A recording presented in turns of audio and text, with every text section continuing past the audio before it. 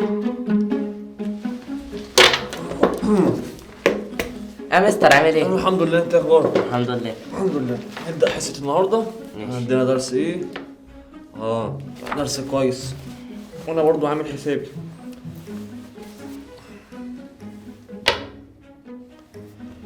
قدامك دلوقتي كورتين المختلفين تماما عن بعض في كل حاجة، اللون، الحجم والشكل وكمان الصفات. هطلب منك بس تركز في تفاصيلهم كده.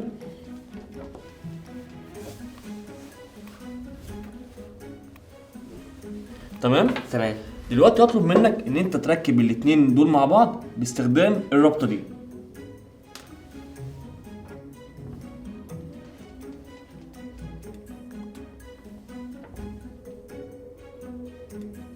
الله عليا. الله عليك فعلا.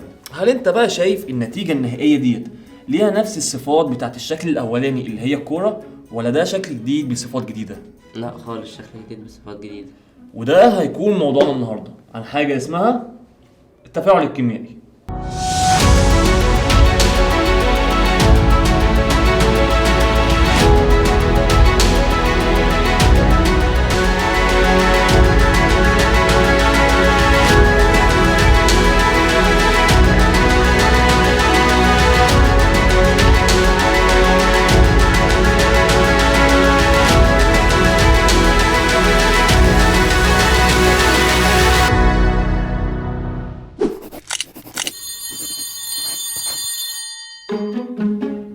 من زمان، اللي هو من مئات السنين، الناس كانت شايفة الكيمياء على انها دجل وسحر وشعوذة. حتى وقتها كان اسمها الخيمياء، لحد ما جاء علماء كتير منهم العالم العربي المسلم جابر بن حيان حط قواعد واسس للكيمياء على انها علم حقيقي مش مجرد دجل وشعوذة. واحدة من القواعد ديت حاجة اسمها التفاعل الكيميائي، وهو ان انا اقدر احول اي مادة مش مفيدة بالنسبة لي لمادة اقدر استخدمها في حياتي. يعني مثلا المادة ديت بالنسبة لي مش مفيدة، المادة ديت برضو بالنسبة لي مش مفيدة، اخليهم يتفاعلوا او يتحدوا مع بعض تطلع لي في الاخر مادة جديدة اقدر استفيد بيها في حياتي واستخدمها. واعتقد كده بقى واضح بالنسبة لك يعني ايه تفاعل كيميائي. ايوه، بس انا برضه عايز اشوف تفاعل كيميائي. بس كده تخيل معايا. دلوقتي احنا معانا شريط مغنيسيوم، وهو عبارة عن عنصر لصفات المعادن. العنصر ده يقدر يتفاعل مع الاكسجين اللي هو اصلا غاز، ولكن علشان ده يحصل لازم نسخنه الاول.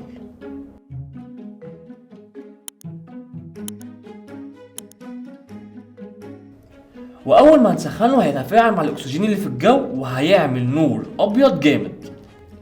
وبعد ما التفاعل يخلص هنلاقي ان اتكون بودرة بيضة نتيجة التفاعل ده.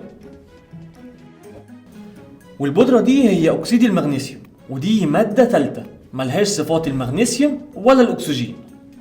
دي حاجة جديدة، وده كده باختصار التفاعل الكيميائي.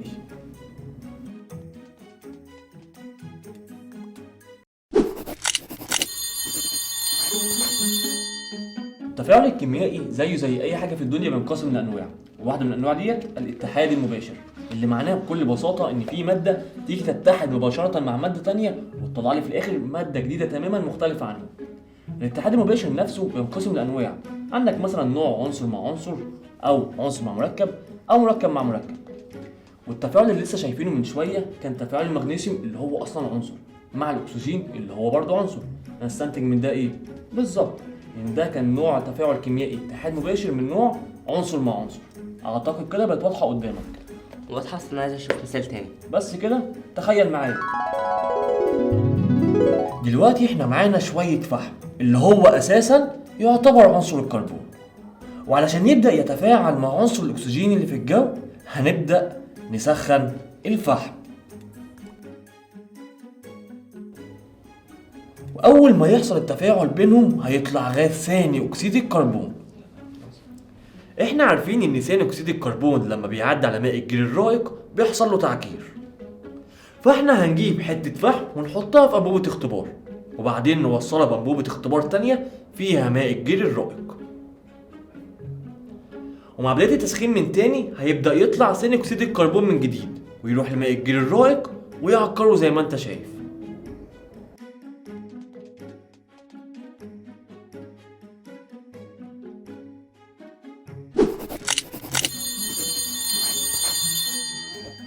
مستر مستر بقى انت دلوقتي وريتني تفاعل عنصر مع عنصر، وريني بقى تفاعل مركب مع مركب. بس كده؟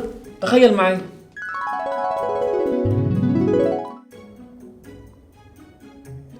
هنجيب بيكر ونحط فيه HCl وده مركب، وبعد كده هنجيب صاج زجاجية هنغمسها في محلول الأمونيا اللي هو برضو مركب. أول ما هنقرب الصاج الزجاجية من HCl هيبدأ يتكون سحب بيضة، وده بسبب إن حصل تفاعل بين الأمونيا اللي هو مركب مع ال HCl اللي هو برضو مركب، وطلع في الآخر مركب جديد تماما عبارة عن سحابة بيضة اسمها كلوريد الأمونيوم.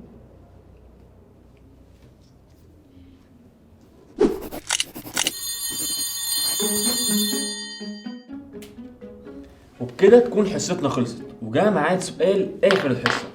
هل تعرف أي تفاعل كيميائي بيحصل جوه جسمك؟